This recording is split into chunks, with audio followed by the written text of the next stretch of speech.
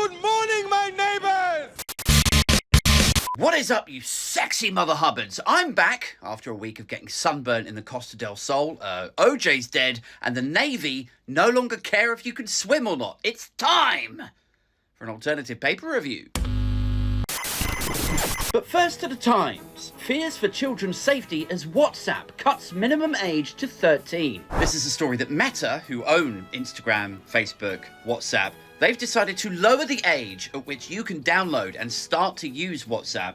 They've lowered that to just 13 now. So that is, it feels a bit irresponsible. Or does it? You know, because on the one hand, you'd think, well, doesn't that open the floodgates to raging nonspergers now they've got another channel with which to make contact with, you know, younger teenagers? But on the other, by prohibiting 13-year-olds and 14-year-olds from using WhatsApp, you're not stopping 13 or 14-year-olds from getting involved in instant messaging. So isn't it better that they have a platform and a tool that has been tested, that is open to at least some scrutiny? Also, by prohibiting them from using it, you're not solving the problem of nonspergers. Nonspergers and teenagers just go and use other mediums. You know, teenagers might talk to each other on Roblox.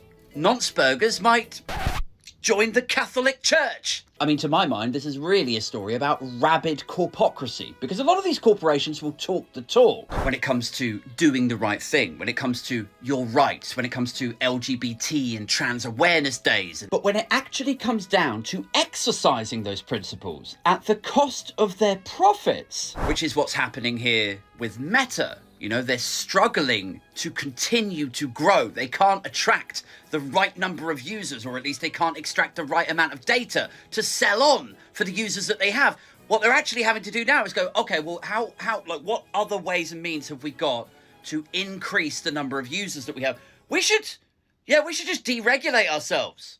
Like, why are we not offering WhatsApp to children? Which to my mind yields the same question that a lot of these god-awful stories do, which is, where does this end? You know, if we see Facebook deregulating itself to lower the age of WhatsApp, what is going to come next from one of the other corporations? Recently, we've seen OnlyFans move into the less saucy content sector, haven't we? You know, promoting podcasts, putting out sort of, you know, less not suitable for work kind of content.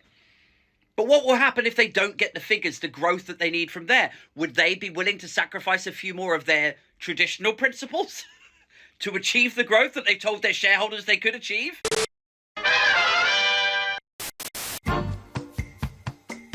Over to The Sun now, who report on the tragic death of beloved husband and father OJ Simpson.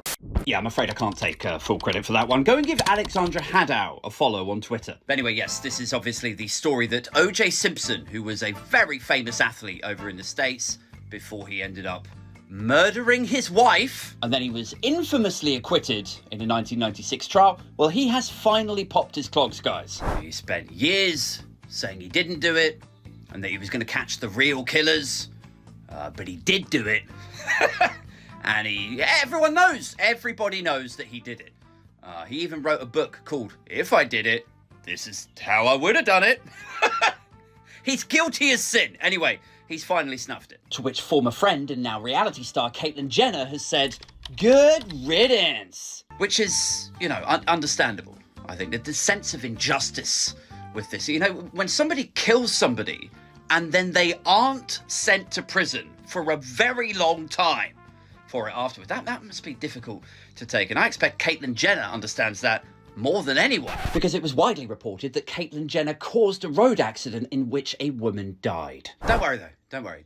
Didn't spend a day in prison for it. No charges, even. Yeah, apparently she's still out there now, looking for the real drivers. Finally to the Telegraph, who are reporting about the national debt and Tory fiscal irresponsibility. Except the bright sparks, the investigative journalists at the Telegraph, don't quite know it.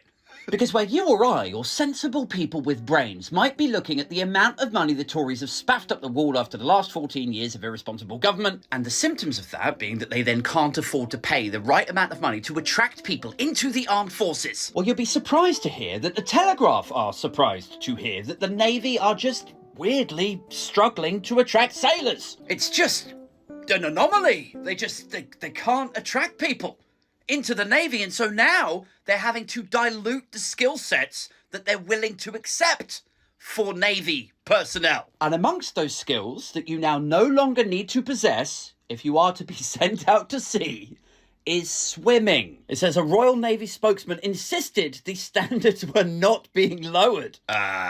You what? But a source said the move was a sign of true desperation. Which is, like, I don't want to put my prescient prophet cap on just yet, but let me playfully suggest that you all need to get used to this diluting of standards. It's sailors who can't swim, it's going to be teachers who were never trained to teach, it's going to be police support officers who are on the way back. I can't take it anymore.